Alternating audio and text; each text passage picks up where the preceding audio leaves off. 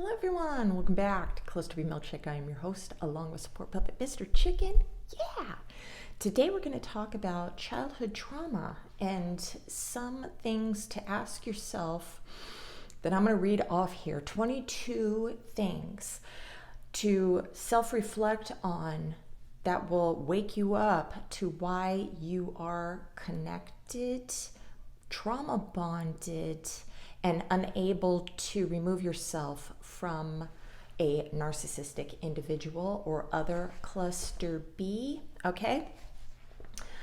I'm going to read you off the list from one of the books that I'm reading right now, The Emotionally Abusive Relationship by Beverly Engel. Yay! All right.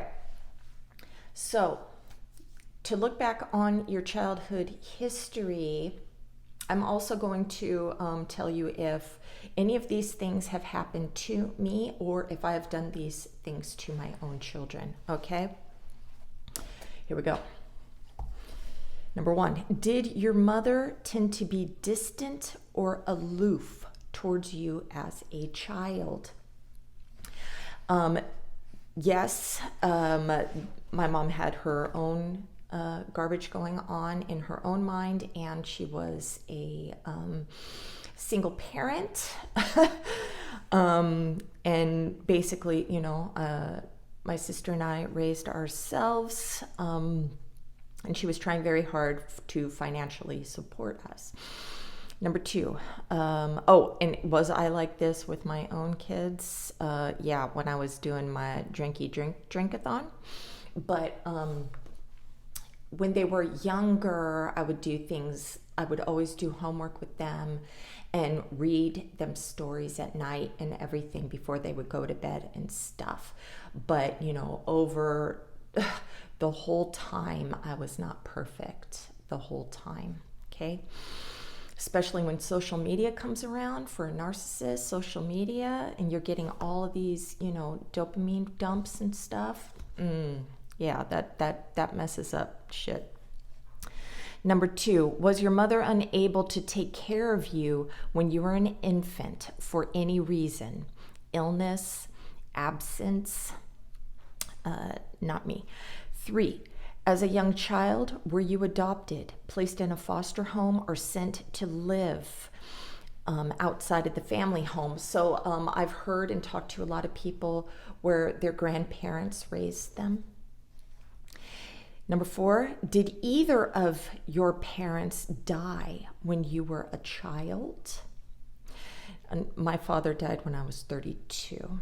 Although I have arrested development, so it did feel like that he died when I was like 3 or 4 years old.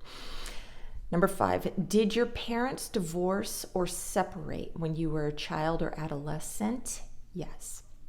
Did you feel you were deprived of physical affection as a child? Yes. Did you feel that your emotional needs, such as being listened to, being encouraged, or being complimented, were not met as a child? I know that I failed on this with my daughter, and yes, this happened to me as well. Father was absent.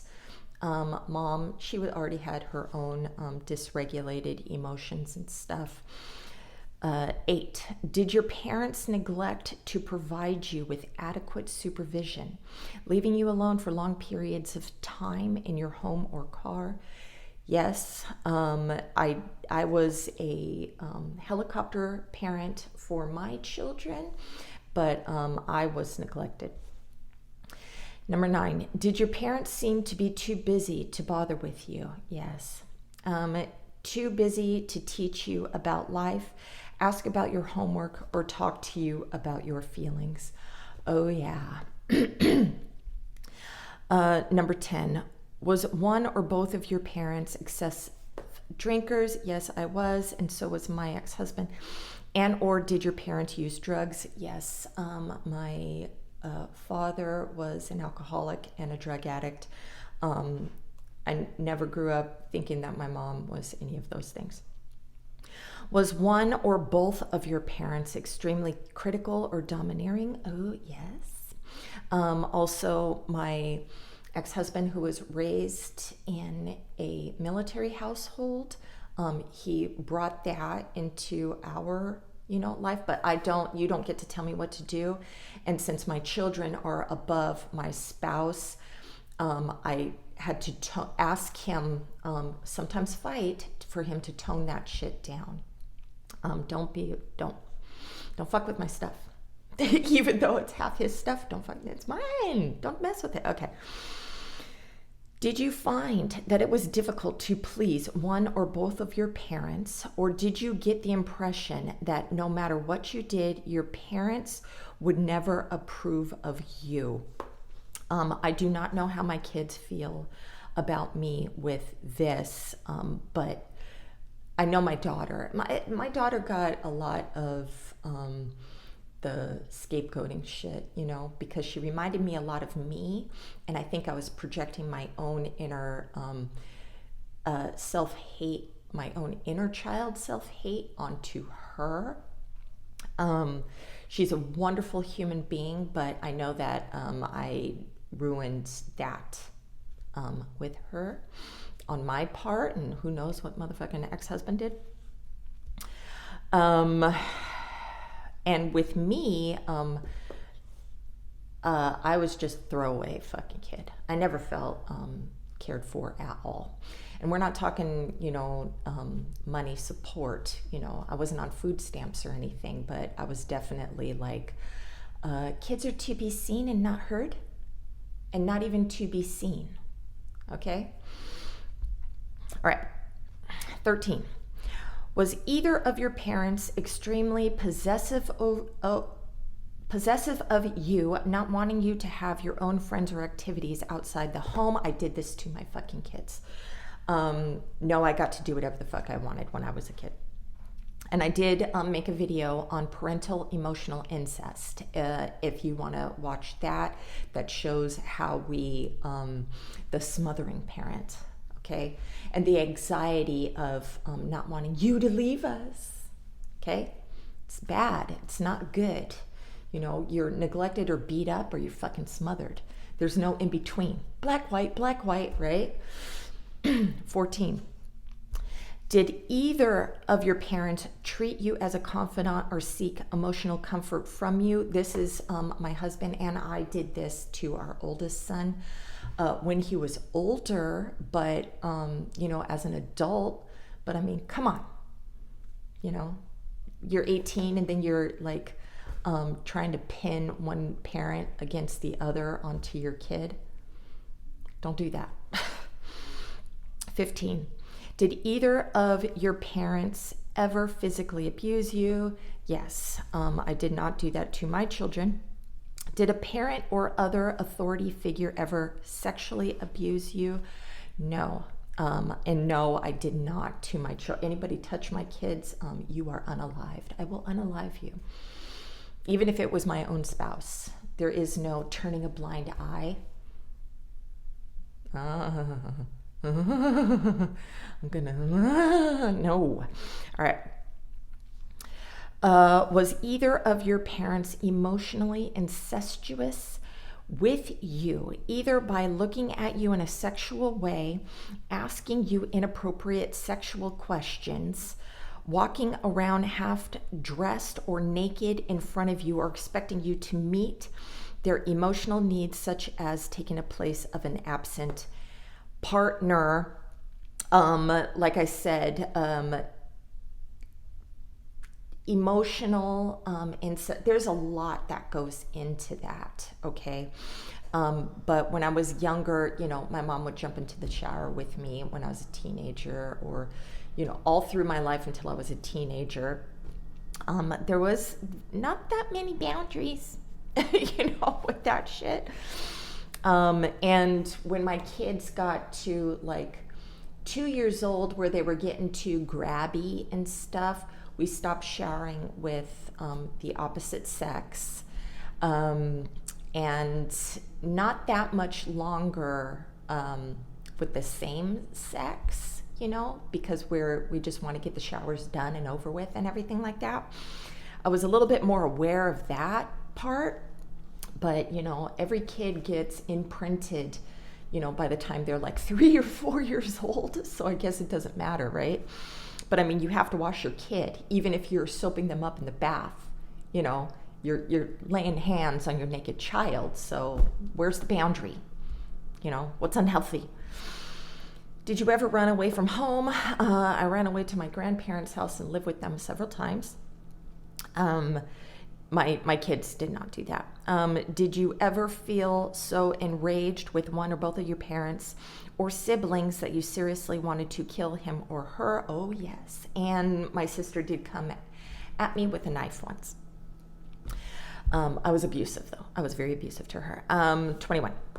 Did either of your parents or other caretaker physically abuse you in the following ways?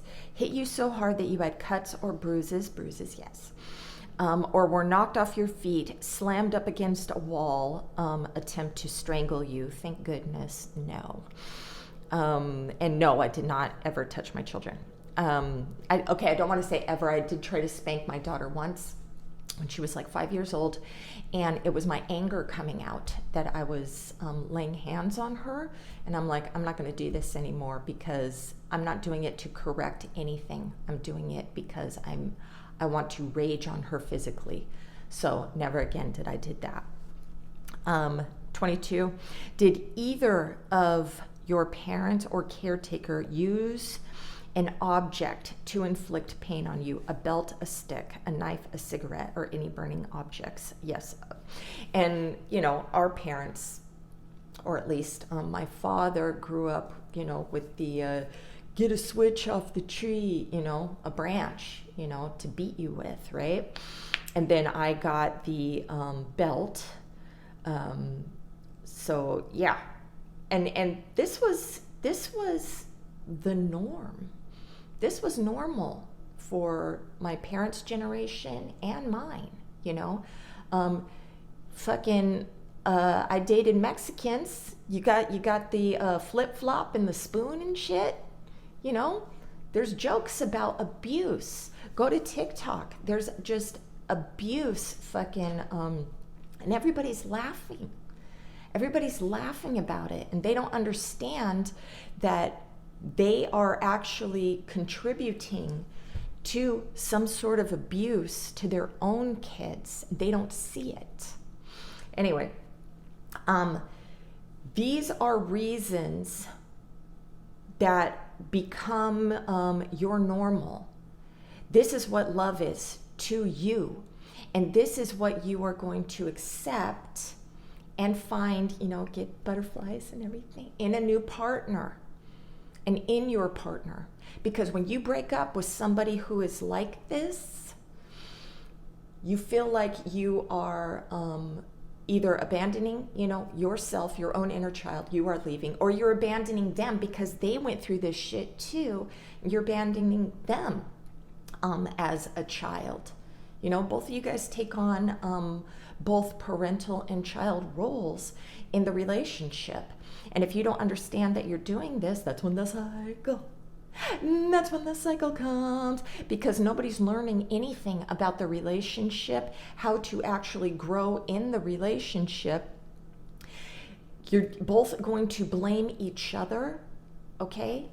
One person will either be abusive, the other one will learn to take the abuse.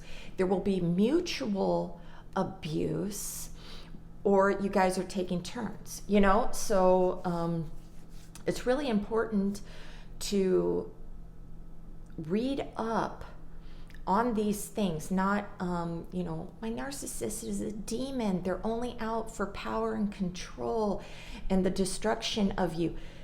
This is a mental illness that was put upon us.